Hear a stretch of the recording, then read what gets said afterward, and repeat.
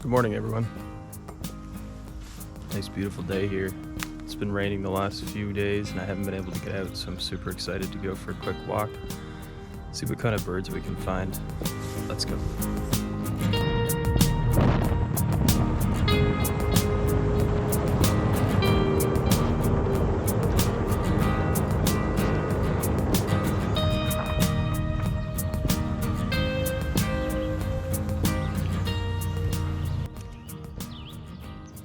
Well, here we are at the Menacing Wetlands. Just gonna do a quick walk around and see what we can find this morning. It's been raining the last few days, so I'm hoping that some different birds have been brought in by the storm, and maybe we'll get a chance to photograph them today. I'm gonna get the GoPro on the chest mount and just walk up and down the trails here, and we'll see what we can find.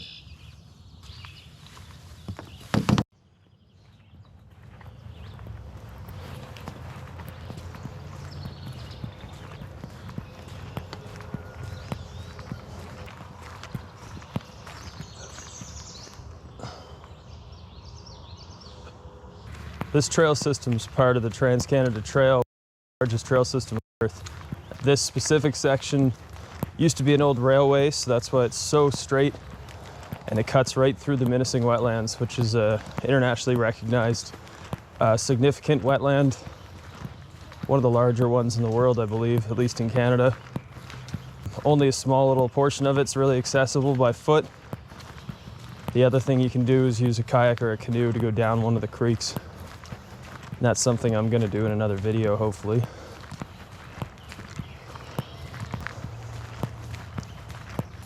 But this part of the trail is pretty dark.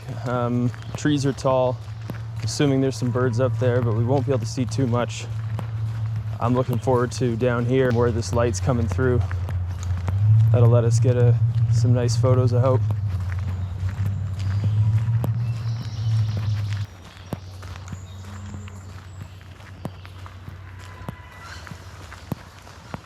A family of wood ducks. I see them a lot. Didn't mean to scare them. They're very shy. There's not enough light right here to get a great photo, but it would be nice to get a picture of some chicks before they grow up. As you can see, this Menacing Wetlands area is almost like a forested swamp. Well, that's exactly what it is. There's water throughout, and it pretty much lasts all summer and all year, other than when it's frozen in the winter. But it provides a very unique habitat for a lot of birds. The area has been reduced, and now this last little bit's protected. Certainly makes for one of the better birding spots in Simcoe County.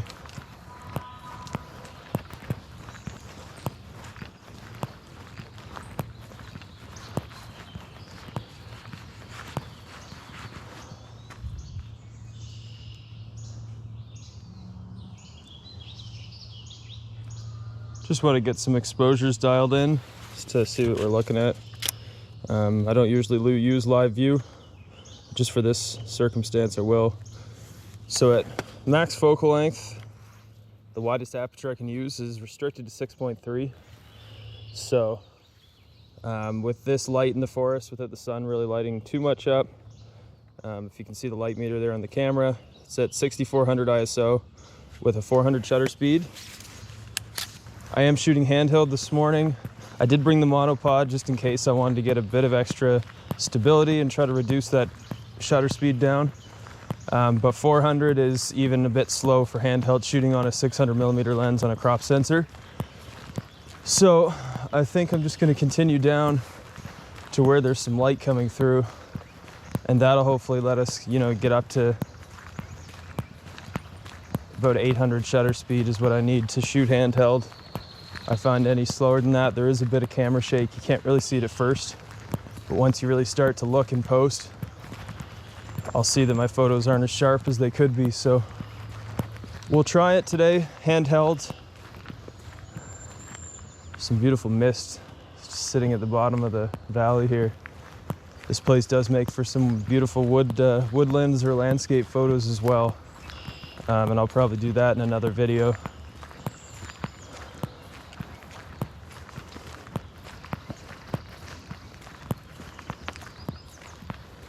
sparrow.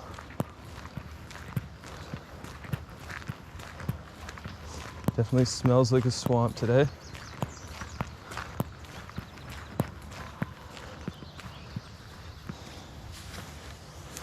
And I am shooting today on the Canon Rebel T7i Sigma 150-600 telephoto lens. It's my go-to. Most of what I shoot's on this lens, just because most of what I shoot has wings and flies. So we'll see what we can capture today.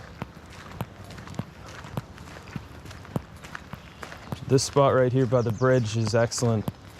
There's a beaver dam, a little house right here that I'll show you on the left. And if we're lucky, we might even get a photo or a video clip of him swimming around. I've seen him here a lot this year. It's him that's clogging up this river. Actually, I see he's been busy right here digging around. But that's the beaver den right here.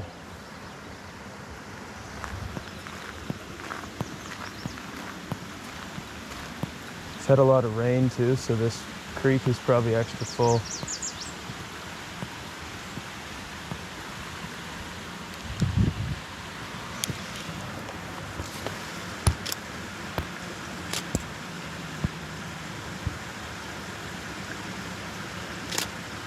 It's a Canada goose just swimming out there.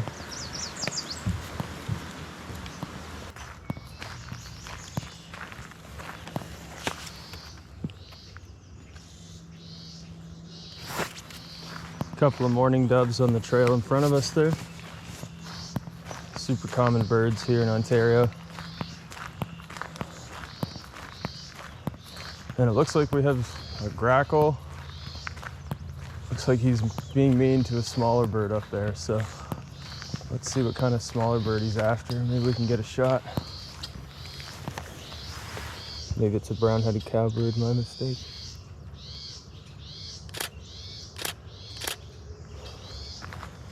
Move over to get that branch out of the way. And it's still giving me 3200 ISO. Actually, no, it went down to 25. It might be a bit better. But we still need the sun to light this area up to get some better shots.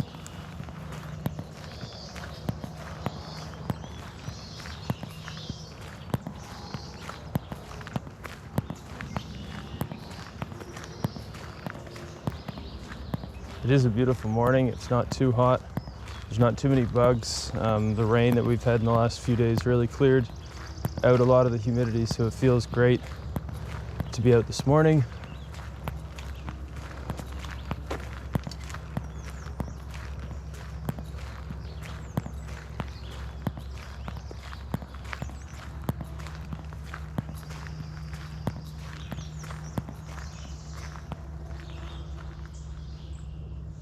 Couple robins I see flying around up there.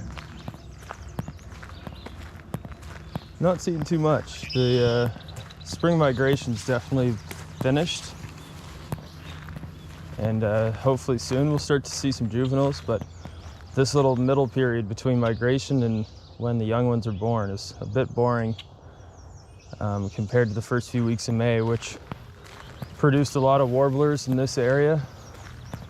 I saw my first golden wing, my first Canada warbler, my first yellow rump, all in this little stretch here.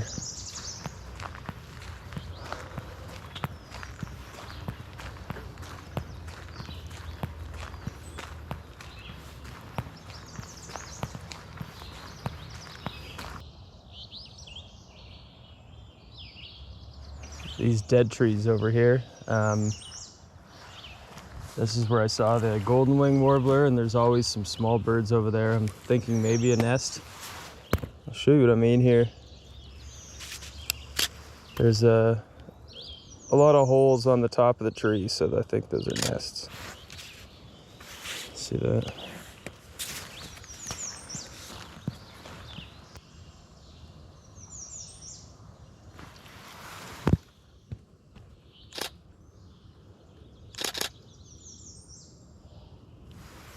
See a little yellow warbler up there. It's a good sign. If there's one small bird, there's usually a few. The yellow warblers are really common in this area. I'm hoping to see if he's got a cousin, a golden wing, or even a warbler I haven't seen would be incredible.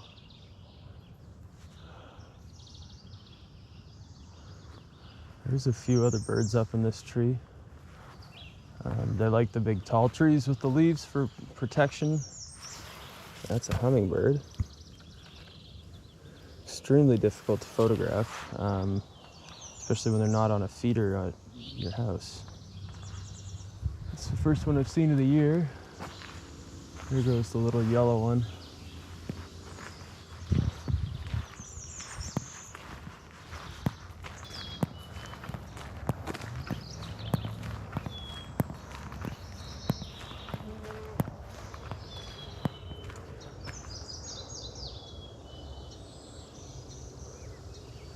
I like all these ferns, they look interesting.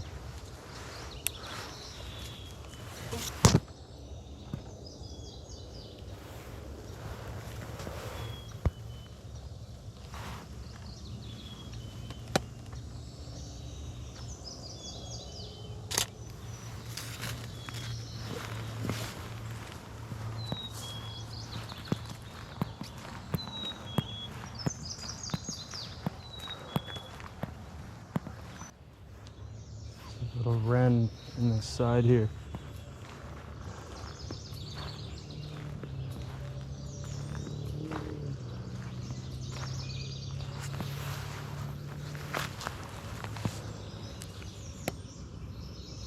Just wait for it to try to jump up into the light.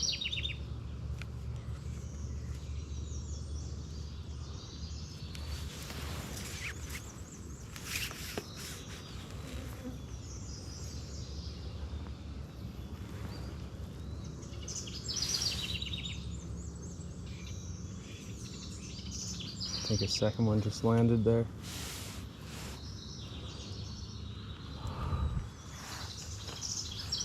A lot more mosquitoes than there were 20 minutes ago, that's for sure.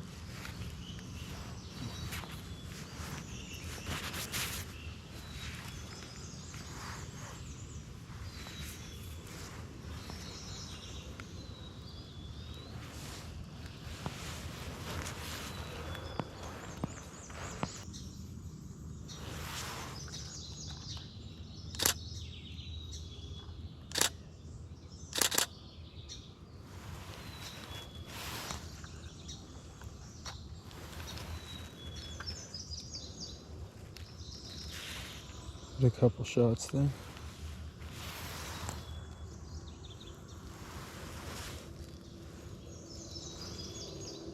There's one a lot closer on the branch here.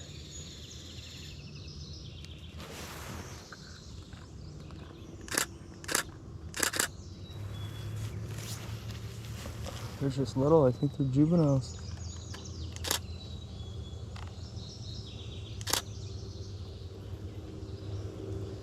And they're eating the mosquitoes that are eating me.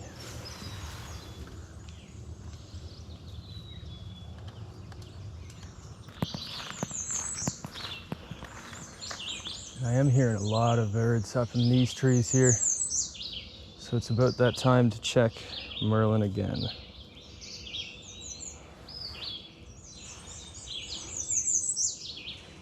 So now it's picked up the redstart, the red-eyed vireo, and the indigo bunting, and the morning warbler.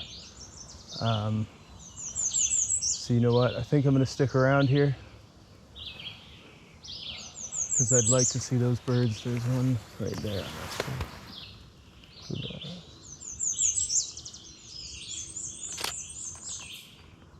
Oh, nice. That's the American redstart female.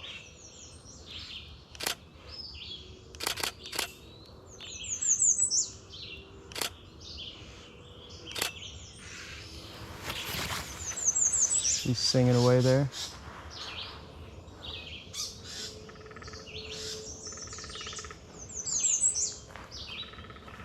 Here's some sort of woodpecker. And there's the finches on the trail.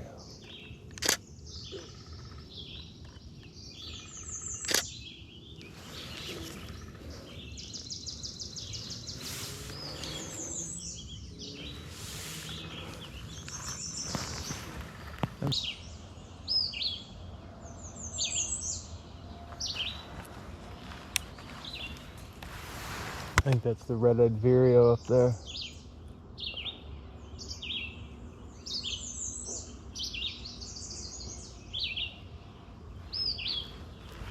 He's way at the top of the tree. I'm not gonna be able to get a good shot. I see him, but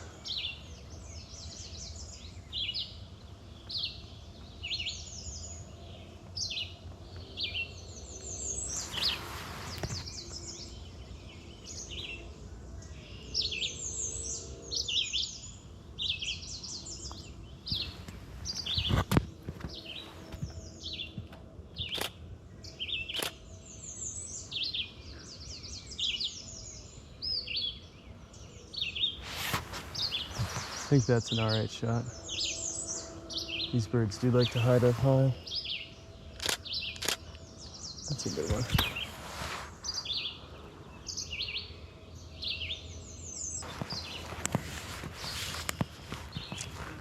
This is what happens. I say I'm gonna go home, I'm gonna head back, and then 2 hours later, we'll see.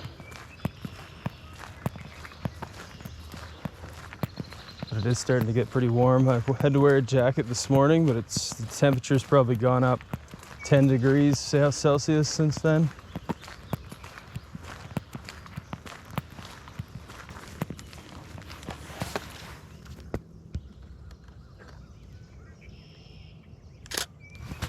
Where would we be without silhouette shots?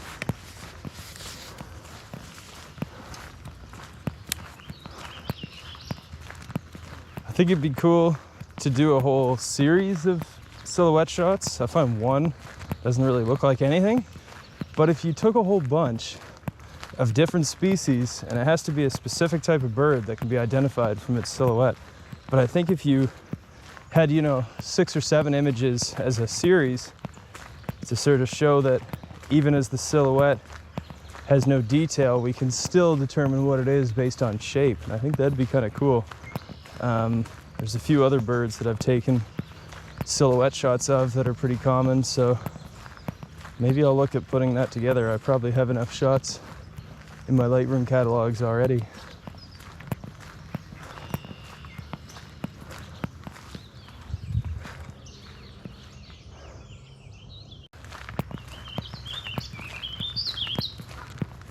That's a warbling vireo that we hear.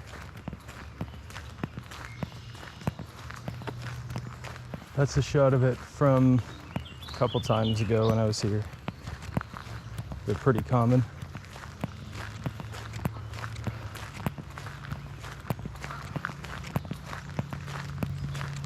Just want to hang out at this bridge for a second, see if we can see anything.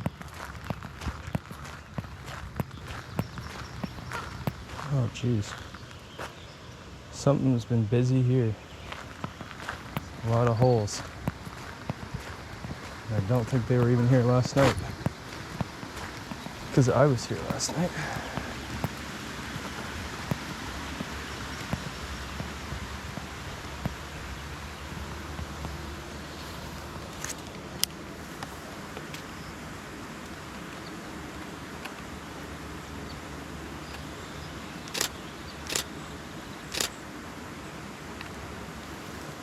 Some wood peewees also eating some mosquitoes. Get a better shot.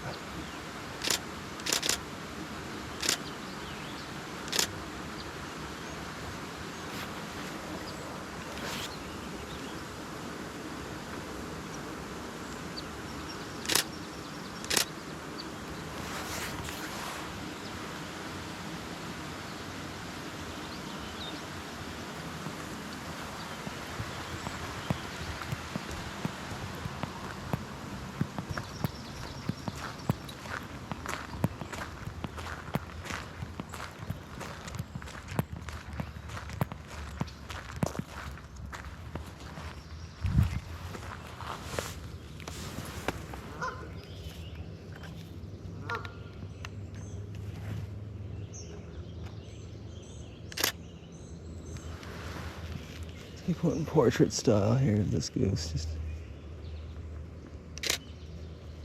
He kind of looks cool. The grass in front sort of backlit.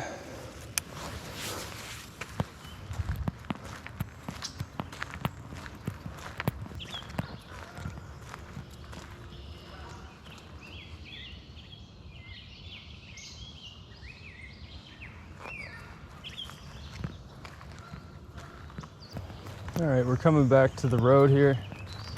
I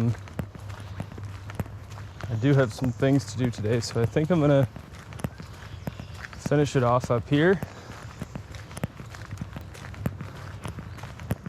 Definitely more activity this morning though than the last few times I've been out. So happy to see that. There's a woodpecker.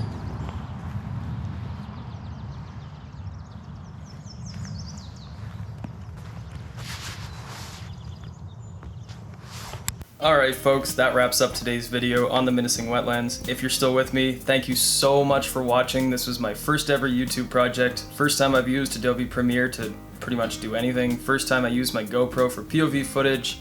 Any advice, any tips, any tricks, any critiques about all that, you could leave those in the comment section below. I'd greatly appreciate it. That's how I'm gonna get better. That's why I love photography. Constantly improving, constantly learning something every day, all day. It's been a wonderful hobby, especially during the pandemic. If you want to join me about more photography videos, learn more about birds, and see more of Canada, learn more about Canada, consider subscribing to the channel. My next video is about the piping plover up in Wasaga Beach. Beautiful little shorebird, very rare, critically endangered. I got some wonderful photos. That's all I want to say about that. It's actually more that I wanted to say about that. That's all I want to say about that. Until then, happy birding. Happy hiking, happy outside, happy nature, whatever you're doing with the family, whatever you want to do tomorrow, stay safe, drive safe. We'll see you in the next video.